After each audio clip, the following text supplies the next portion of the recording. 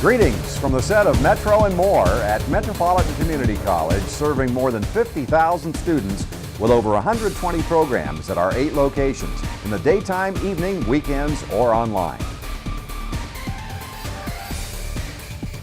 And I'm your host, Kent Pavelka. Welcome again to Metro and more of what you need to know about Metropolitan Community College. This segment is all about MCC's North Express at the Highlander Accelerator building. And we're excited to talk about all this with Daphne Cook, who is MCC's North Express manager, and Othello Meadows. Othello is the president and CEO of 75 North. Good to have you. Thanks for having us. Anxious to chat about what's going on. Not quite ready with it yet, but it won't be long. And before we talk about the project, and it's multi-dimensional, the project, little background.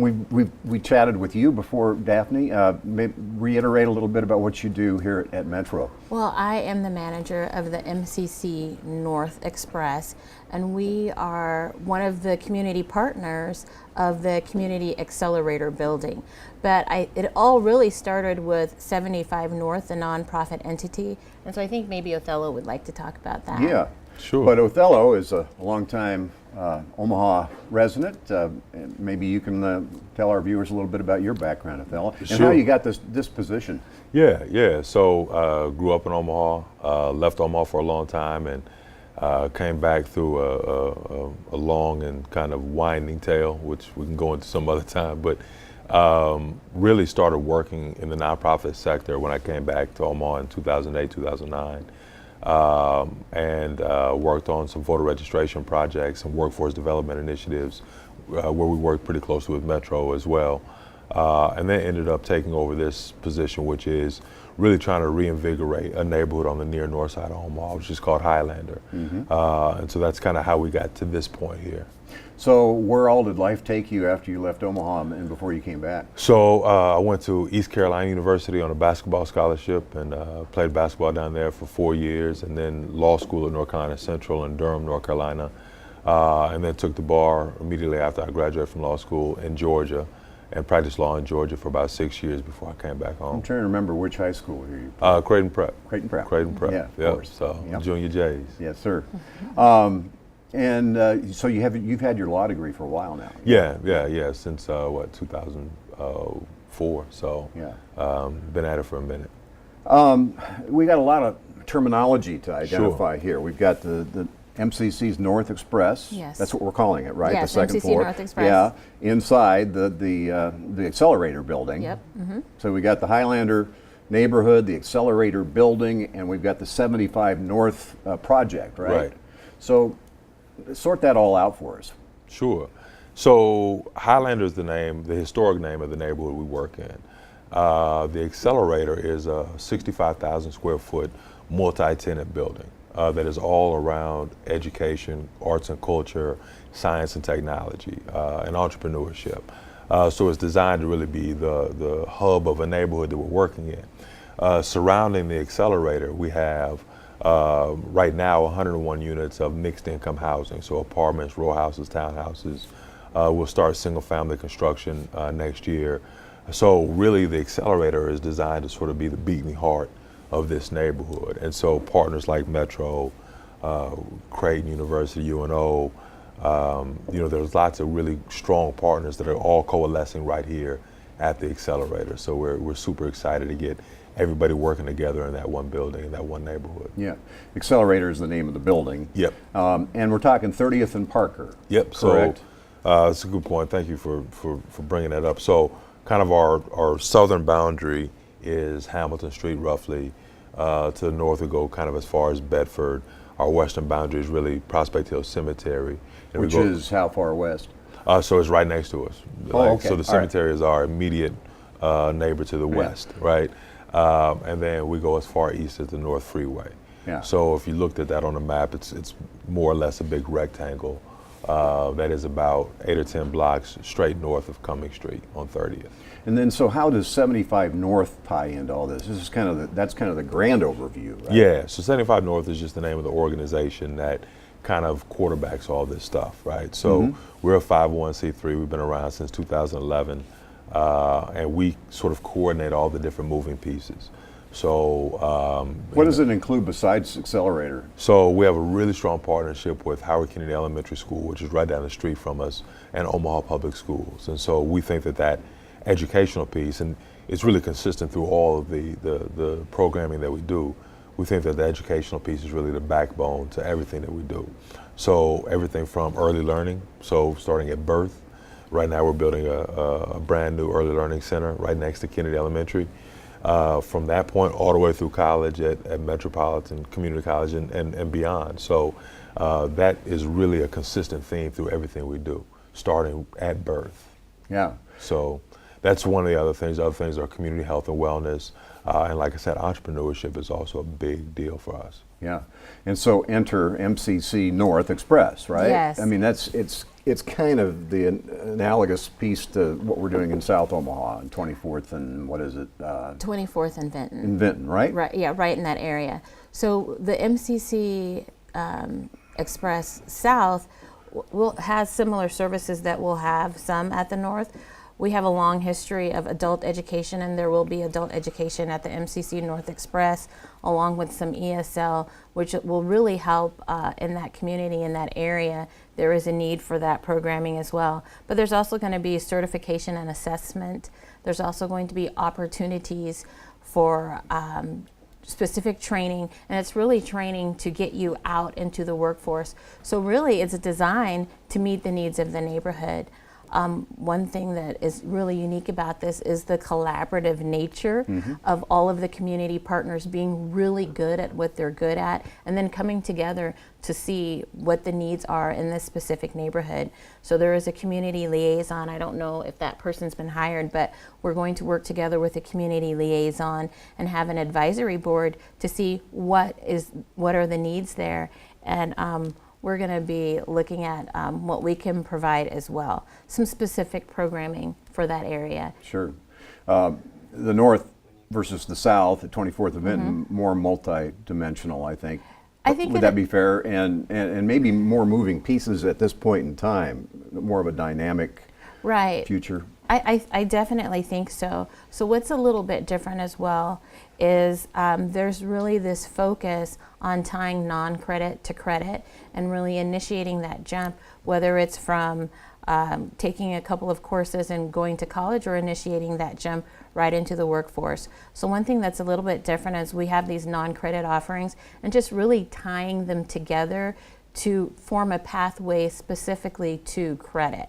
And so there's a couple of different focus areas that really tie into the neighborhood. With our partner Whispering Roots, they have a state-of-the-art science center. Yeah. And so we're going to be offering some programming specific to that.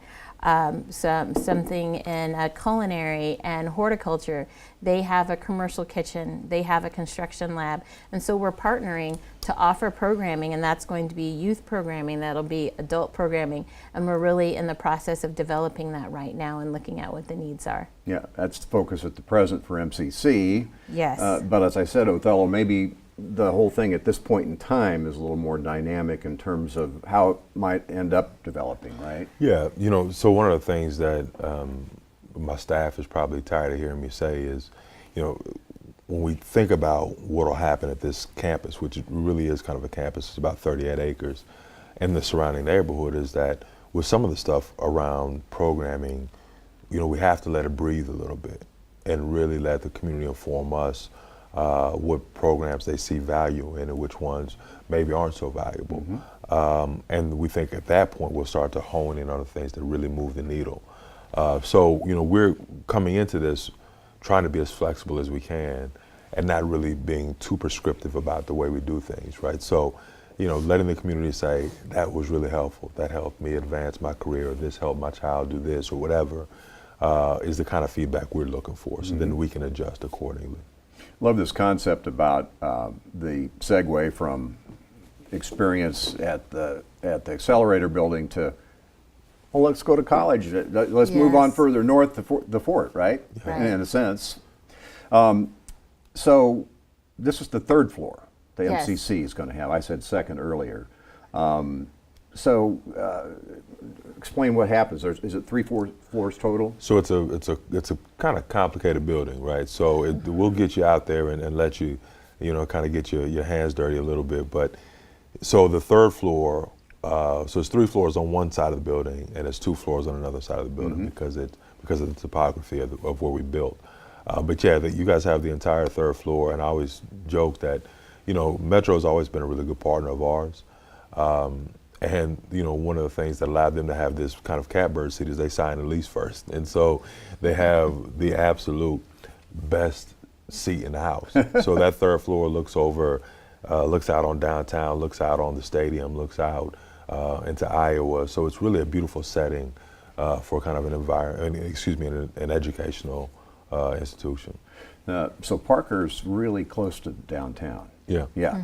This is, I guess, near north, right? Yeah. So we're about a mile from downtown. Yeah. And the Fort Omaha campus is considerably further north. So, Yeah.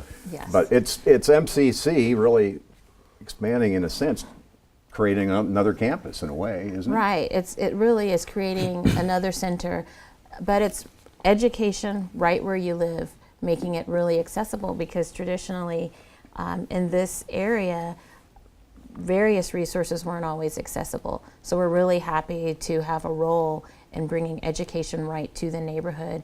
And as Othellos mentioned, taking a look at what the needs are of that specific neighborhood and really making it a destination not only for that community, but for others as well.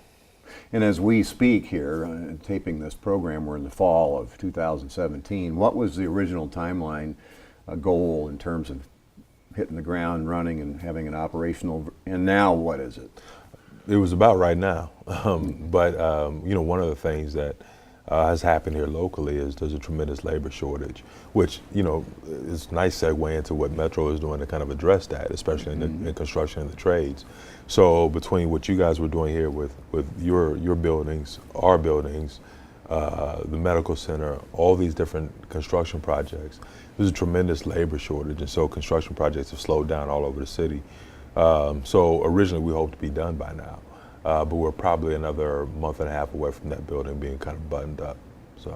So what's the plan on day one? I mean, we talk about the fact that you're going to be flexible in terms of maybe what you offer initially and what it will wind up being eventually. Yeah. Okay, let's start here. MCC's on the 3rd floor. Yes. Creighton is on the first floor? The first floor, Yeah. yes. So you walk in and either side? So go ahead.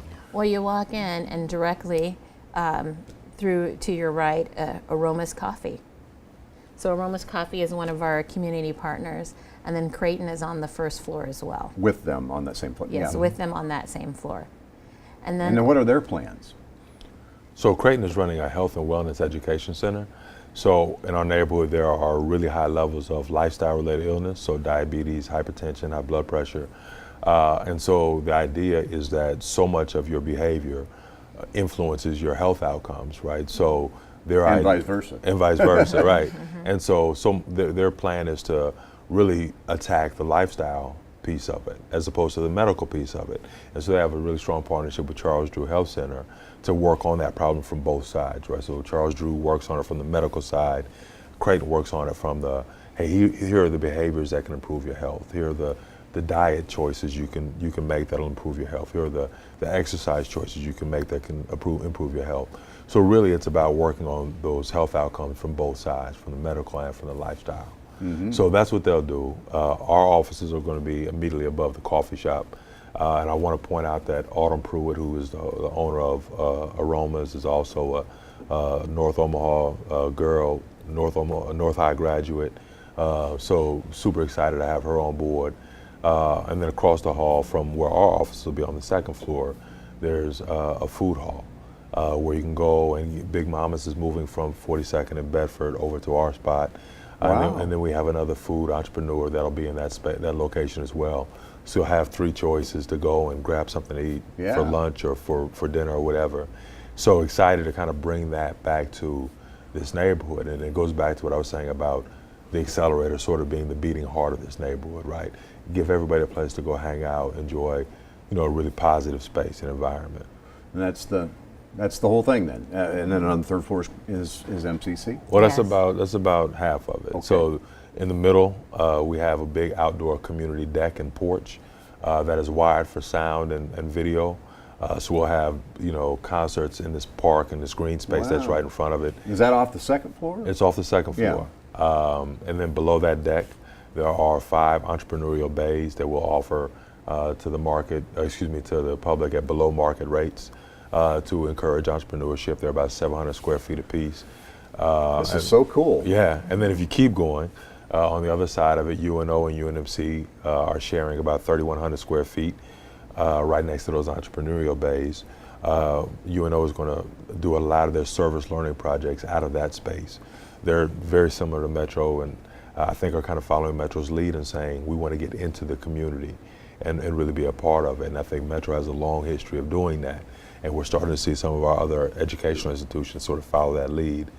If you go above that space, we have an event hall, which is something that we heard from the community over and over was a necessity. We're right next to Salem Baptist Church, and I've probably been to 20 weddings at Salem Baptist. Everybody goes to the Reception. wedding. Yeah, right. Everybody goes to a wedding at Salem, goes outside, gets in a car, and drives like 100 blocks west to go to, some reception hall. So we built one next door for everybody in the community. And then, of course, if you keep going north in our building, you get to the Whispering Roots Greenhouse and Aquaculture Center. So that's the whole piece. That's the whole piece. thing. That's cool. That's all of it. And that's all going to be ready in short order. Short order. Yeah. Probably the last thing that'll be ready is the Whispering Roots piece of it. So they'll probably be ready first quarter of next year, but the rest of it will be done this year. What about UNMC? You mentioned them. What are they going to be doing? So, they've done a lot of work around health disparities, and so they're going to really go to where the greatest disparities exist, which is 68111. And so, again, getting out into the community on the ground floor and saying, how do we attack this issue from, from our background, which is research and medicine. So we're excited to have them kind of on board as well. Similar to what Creighton will be doing. Yeah. So, but more from the research side of it. Creighton is really saying, come in here, talk to me, let's sit down. You can talk to a counselor, you can talk to a health coach, and we'll put a plan together for you. UNMC really wants to study, the effects of things like that, right? So did that really move the needle for health in this neighborhood? So I think it's a strong statement to have all of the real major educational institutions working together on this campus. I think that's a strong statement about this town and about this city. You guys think that on day one, you open the doors, is it all going to work together at maximum speed at that point, or is it going to be kind of a stutter and start? What do you think? I think that it's going to be amazing, and I think it's something that's going to grow and evolve as we move forward. And I just wanted to mention too, and Othello, please correct me if I'm wrong, but I think what makes Omaha unique when you're looking at these purpose-built communities, that Omaha is, I believe, the only one that has an actual accelerator building. Yeah. And so one of the differences between us and other cities that are doing this, and there's 16 other cities right now doing something very similar to this neighborhood-based intervention, is, everybody has something unique about their city. But the need is there, wherever you are, for there to be sort of a central hub, that binds a neighborhood, binds a community together. And so for us, it was the accelerator. In other cities, it's a charter school or it's something else. But so our kind of central thing that we want everybody to kind of rally around is the accelerator building.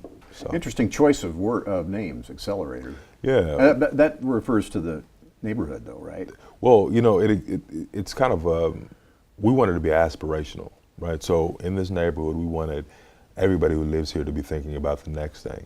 Like, what's the next level I can attain? And how do we accelerate to to there? Accelerate, yeah. Right. So it's a little bit of a play on words about, how do you accelerate your education? How do you accelerate your earning potential? How do you accelerate, good times in the neighborhood and just recreation and other amenities that we think people in every neighborhood want, that wherever we all three live, want to have in our neighborhood. So let's talk a little bit more about the third floor. Yeah. Yes. We're not talking about credit courses at all, are we? There's a potential for some credit courses to be there, but really we're looking at, it's almost looking at the pre-student too. And it's really looking at what the needs are in the neighborhood. And a lot of people want training.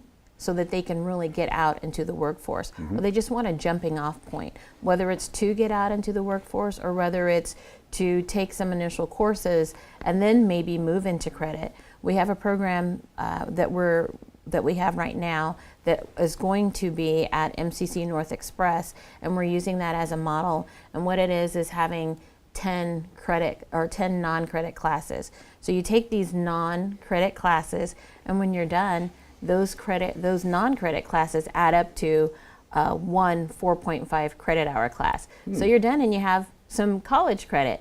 And from there you can move forward to possibly getting a certificate or to getting an associate's. And we have an articulation agreement right now with Creighton, which works that partnership. We're all about partnership, and they can move forward with a 4-year degree. So we're looking at things of that nature. It's really that launching off point. Accelerator. It's accelerating. So, and someone may need some initial assistance before that. So whether it's tutoring or whether it's read write or whether it's adult education classes, so we'll have that too. So you say there's 10 classes? Well, for this particular program, it's called Collective for Youth, and we're using that as a template, as a model. So there's these 10 non-credit classes. Right. So you just, 10 of them. Yeah, 10 non-credit And they cover classes. what? I mean, like...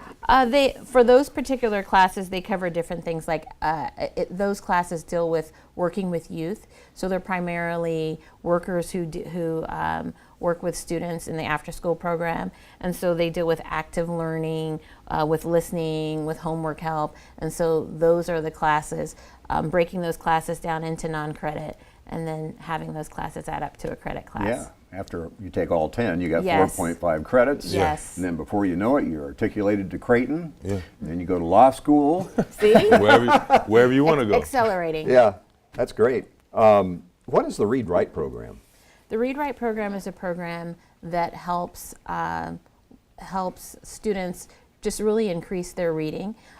There's a need sometimes to develop that and get it to a certain level. And so what it does is it just helps get improve reading skills, which is needed in any job. Probably should mention the 180 reentry program. Isn't there a vision for that too? Yes, we will have support services for the 180 program, which really helps individuals who were incarcerated make that transition to not being incarcerated and coming back into society. So it's been a really successful program, and there's some specific needs that come along with that, and we will have some hours there, and we'll have staff there that can assist with that as well. Do you want to add to that, Othello? No, I think Daphne said it beautifully. Yeah. So how does all this going to work? I mean, what are the hours?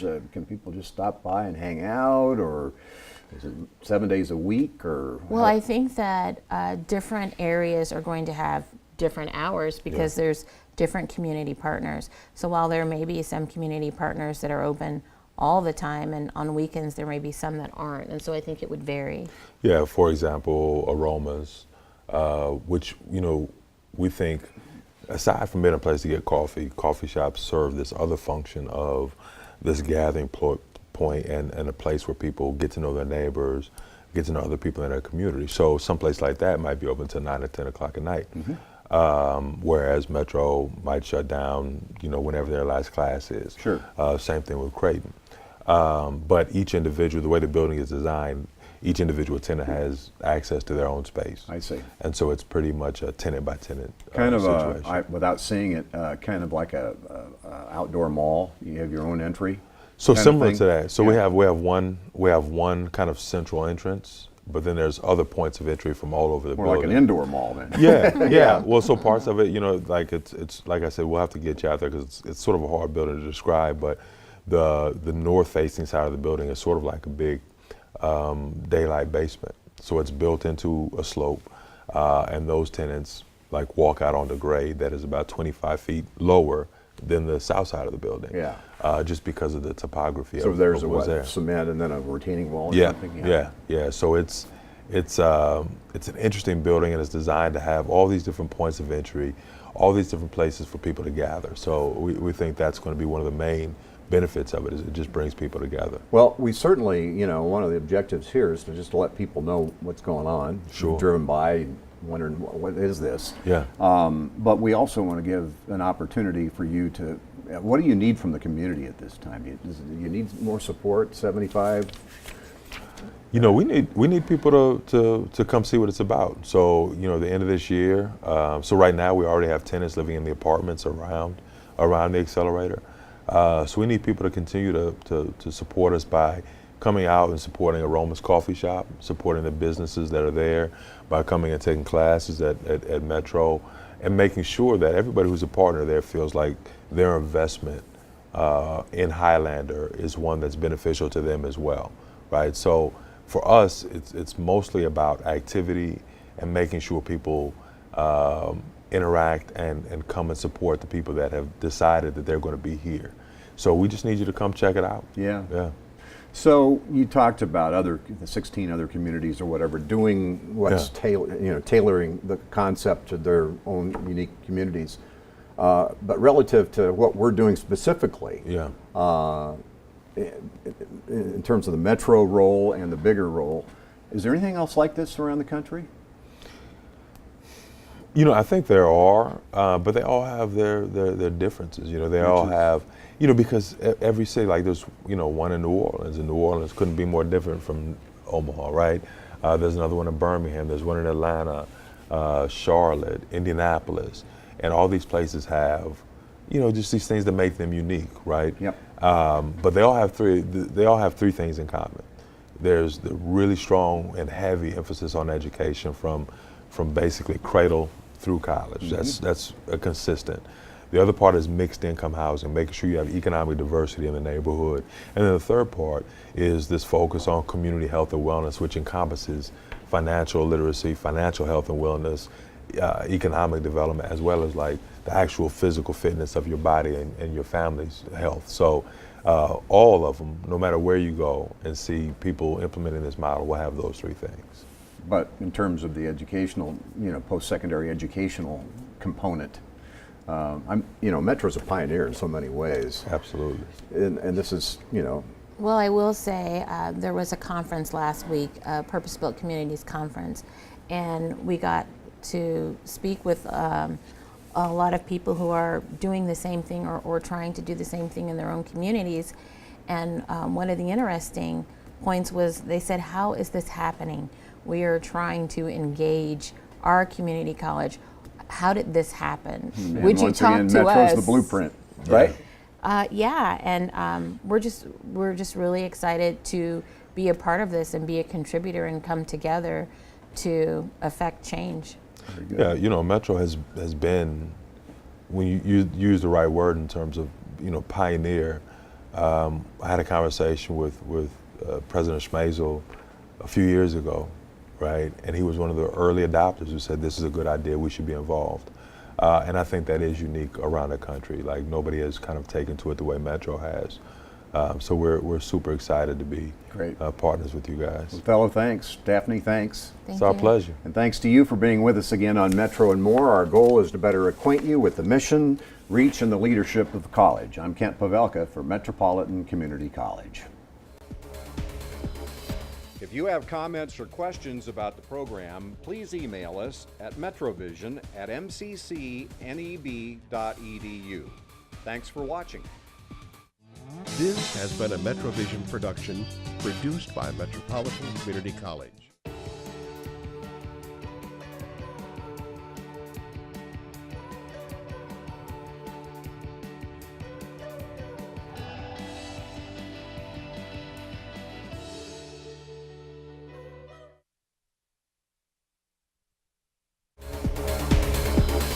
If you have comments or questions about the program, please email us at metrovision@mccneb.edu.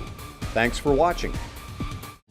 This has been a Metrovision production produced by Metropolitan Community College.